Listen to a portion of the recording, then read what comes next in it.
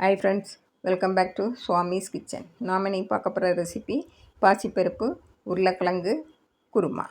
இது இட்லி, தோசை, ஆப்பம், சப்பாத்தி, பூரி கூட சாப்பிட அருமையாக இருக்கும். இதை எப்படி செய்திடலான்னு பார்த்துருவோம்.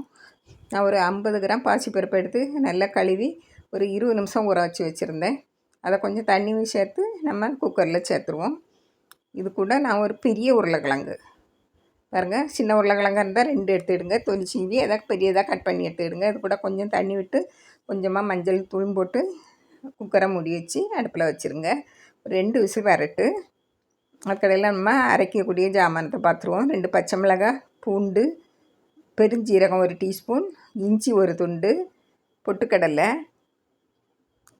தேங்காய் ஒரு 1/4 கப்பு தேங்காய்.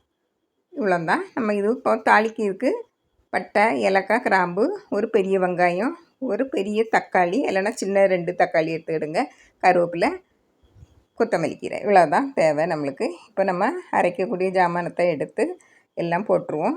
உங்களுக்கு காரத்துக்கு தேவையான அளவு பச்சை மிளகாய் சேர்த்துக்கிடுங்க. நான் 2 சேர்த்துருக்கேன். கொஞ்சம் தண்ணி விட்டு நல்லா மைய அரைச்சி எடுத்துருங்க. பருப்பும் நல்லா வந்துட்டு இப்போ அரைச்சதை ஒரு கரையில் வச்சுக்கிட்டு நம்ம இப்போ அடுப்பில் கடாயை வச்சு காய்ச்சதும் 1 டீஸ்பூன் எண்ணெய் விட்டு பட்டை, ஏலக்காய், கிராம்பு போட்டு நல்லா பொரிய விட்டுருங்க.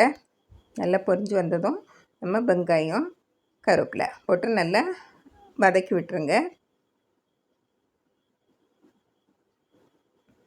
நல்லா கண்ணாடி பதம் வரட்டு நல்லா வதக்கி விட்டுருங்க.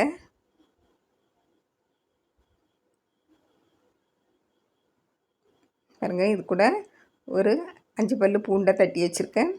ஒரு துண்டு இஞ்சியும் தட்டி வச்சு அதையும் அப்படியே போட்டுருவோம். பாருங்கள், நல்லா இஞ்சி பூண்டோட பச்சை வாசனையும் போட்டு பச்சை வாசனை போன உடனே நீங்கள் தக்காளியை போட்டுருங்க. பொடியை வெட்டின தக்காளியும் போட்டு நல்லா வதக்கி விடுங்க. கொஞ்சமாக உப்பு சேர்த்து வதக்கி விடுங்க. அப்படின்னா தக்காளி சீக்கிரமாக வதங்கிடும். நல்லா வதங்கி வரட்டு.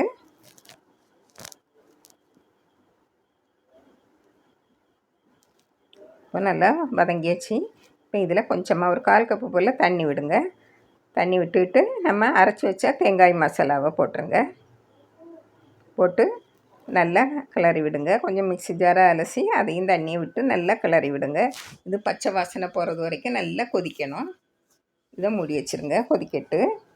இப்போ நம்ம பாசிப்பருப்பு உருளைக்கிழங்கு கலவையை பார்ப்போம். பாருங்கள், குக்கரை திறந்தாச்சு, நல்லா வெந்திருக்கு பாசிப்பருப்பு.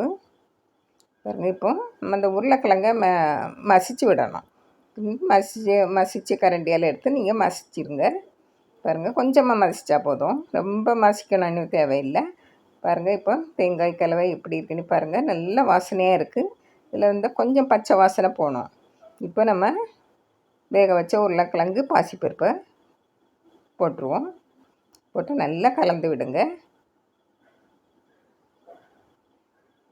நல்லா கலந்து எல்லாம் சேர்ந்து நல்லா கொதித்து நல்லா வாசனை வரும்.